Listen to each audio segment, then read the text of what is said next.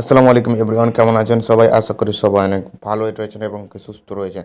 তো এখানে দেখতে পাচ্ছেন আমার এক্সার রিয়াজ খান যে নামে পেজটা রয়েছে, এখানে দেখতে পাচ্ছেন তার নিচে কিন্তু এখানে দেওয়া রয়েছে নিকনেম, ঠিক আছে? কিউট বয় রিয়াজ লেখা আছে। তো আজকের এই ভিডিওটাতে আমি সেই প্রসেসটা দেখাবো কীভাবে আপনি এই নিকনেমটিকে রিমুভ করবেন। অনেকে কী করে নিকনেম লিখে দিয়েছে কিন্তু নিকনেমটা পছন্দ হচ্ছে না, রিমুভ করতে চাইছে বা এক্সচেঞ্জ করতে চাইছে, মানে আবার অন্য কিছু লিখতে চাইছে। আমার দেখতে পাচ্ছেন এখানে কিউট বয় লেখা আছে, ধরেন আমি রিয়াজ বয় লিখবো, ঠিক আছে? তো আজকের এই ভিডিওতে আমি সেই প্রসেসটাই দেখাবো। অনেকেই পারছে না, 2023-এ আমি দেখাবো কীভাবে আপনি নিকনেম এক্সচেঞ্জ করবেন এবং কি রিমুভ করবেন। যারা যারা রিমুভ করতে চান তাদের জন্য এই ভিডিওটি হবে খুবই গুরুত্বপূর্ণ, এবং কি যারা এক্সচেঞ্জ করতে চান তাদের জন্য এই ভিডিওটি খুবই গুরুত্বপূর্ণ হবে। তো চলুন আমরা সেই স্টেপ বাই স্টেপ দেখে নিই। তার আগে বলে নিতে চাচ্ছি, যদি চ্যানেলে নতুন হয়ে থাকেন তাহলে অবশ্যই সাবস্ক্রাইব করে পাশে থাকা নোটিফিকেশনটাকে অল করে দেবেন। আর যদি ফেসবুক থেকে দেখে থাকেন তাহলে তো অবশ্যই ফেসবুক পেজটিকে ফলো করে দেবেন। তো চলুন আমরা আজকের এই মজাদার ভিডিওটি শুরু করি। Welcome back. সর্বপ্রথম আপনাকে কী করতে হবে, আপনার ফেসবুক যে অফিসিয়াল অ্যাপসটি আছে সেটিকে আপডেট করে নিতে হবে। আপডেট করার পর আপনি দেখতে পাচ্ছেন এখানে 3 লাইন যেটা রয়েছে, এখানে একটা ক্লিক করবেন। কারো প্রোফাইল দেখাতে পারে, তো এখানে আপনি ক্লিক করবেন। ক্লিক করার পর আপনি স্ক্রল ডাউন করবেন। স্ক্রল ডাউন করার পর এখানে দেখতে পাচ্ছেন সেটিংস অ্যান্ড প্রাইভেসি নামে যে অপশনটি রয়েছে, এখানে একটা ক্লিক করেন। আপনারা এই ভিডিওটি স্টেপ বাই স্টেপ ফলো করেন, আপনাদেরকে আমি শিখিয়ে দেবো কীভাবে এক্সচেঞ্জ করবেন অথবা ডিলিট করবেন, ঠিক আছে? নিকনেম। তো এখানে দেখতে পাচ্ছেন সেটিংস নামে যে অপশনটি রয়েছে, এখানে ট্যাপ করতে হবে। ট্যাপ করার পর আপনাদের কাছে এরকম একটা ইন্টারফেস শো করবে। তো আপনি কী করবেন, এখানে প্রথমে দেখতে পাচ্ছেন personal and contact account information, ঠিক আছে? Personal and contact and account information, ঠিক আছে? তো এখানে দেখতে পাচ্ছেন নেম নামে যে অপশনটি রয়েছে, এখানে একটা ক্লিক করতে হবে। ক্লিক করার পর আপনাদের কাছে এরকম একটা ইন্টারফেস শো করবে। তো আপনি দেখতে পাচ্ছেন এখানে কিছু টাইম লোডিং হবে। তো আমি জাস্ট এখানে ওয়েট করতে হবে কিছুক্ষণ, ঠিক আছে?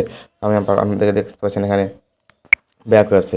এখানে দেখতে পাচ্ছেন কিন্তু আমার নেম চেঞ্জ হবে না, এখানে দেখতে পাচ্ছেন চেঞ্জ অর্ডার অফ নেম, ঠিক আছে?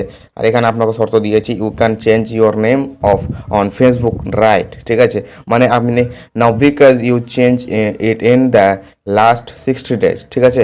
আপনি 7 দিনের মধ্যে কিন্তু চেঞ্জ করতে পারবেন, ঠিক আছে? তো এখানে দেখতে পাচ্ছেন আদার নেম যে অপশনটি রয়েছে, এখানে একটা ক্লিক করতে হবে। ক্লিক করার পর আপনাদের কাছে এরকম একটা ইন্টারফেস শো করবে, ঠিক আছে? তো এখানে দেখতে পাচ্ছেন আমার কোনো আদার নেম নেই, আপনাদেরকে দেখাচ্ছি সিম্পলভাবে, ঠিক আছে? তো এখানে দেখতে পাচ্ছেন নিক নেম, ঠিক আছে? আমি জাস্ট এখান থেকে আপনি কী করবেন, এটা যদি টিকমার্ক না থাকে তাহলে এটা প্রথমে টিকমার্ক করে নেবেন। এখানে আপনি যেটা দিতে চাচ্ছেন সেটা দিয়ে দেবেন, ঠিক আছে? ঠিক আছে, তো আমি এখানে দিয়ে দিলাম রিয়াজ, ঠিক আছে? আমার নামটা দিয়ে দিলাম রিয়াজ 02, ঠিক আছে? এখান থেকে আমি দিয়ে দিলাম রিয়াজ স্যার, ঠিক আছে? তো এখানে দেখতে পাচ্ছেন সেভ নামের যে অপশনটি রয়েছে, এখানে একটা ক্লিক করতে হবে। ক্লিক করার পর আপনাদের কাছে এরকম একটা ইন্টারফেস শো করবে। তো আপনি কী করবেন, আপনি স্ক্রল ডাউন করবেন, ঠিক আছে? স্ক্রল ডাউন করার পর আপনার কাছে এরকম একটা ইন্টারফেস শো করবে, ঠিক আছে? তো আপনি এখান থেকে দেখতে থাকেন শুধু, ঠিক আছে? তো আমি স্ক্রল ডাউন করলাম। এখান থেকে আমাকে কী করতে হবে, এখান থেকে আমি খুঁজতে হবে। এখানে দেখতে পাচ্ছেন এখানে লেখা আছে add a nickname a word, ঠিক আছে? আপনি যে এখন নামটা লিখলেন এখানে দেখতে পাচ্ছেন আমার নেমটা কিন্তু চলে আসছে। তো আমি এখান থেকে কী করবো, এরকমটায় ক্লিক করবো। ক্লিক করার পর এখান থেকে দেখতে পাচ্ছেন ডিলিট নেম, ঠিক আছে? এখানে একটা ক্লিক করবো আর ওকে প্রেস করবো, ঠিক আছে? এখানে কিন্তু যারা এক্সচেঞ্জ করতে চায় তার জন্য একটা টিপস বলে দিই। এখান থেকে কিন্তু আপনারা ইজিলিভাবে এখান থেকে এক্সচেঞ্জ করতে পারবেন। এখানে দেখতে পাচ্ছেন আবারও কিন্তু আপনাকে নিয়ে চলে আসলো এখানে। তো আশা করি আপনারা বুঝতে পেরেছেন, দুটাই বুঝতে পেরেছেন আশা করছি, এক্সচেঞ্জ অ্যান্ড ডিলিট।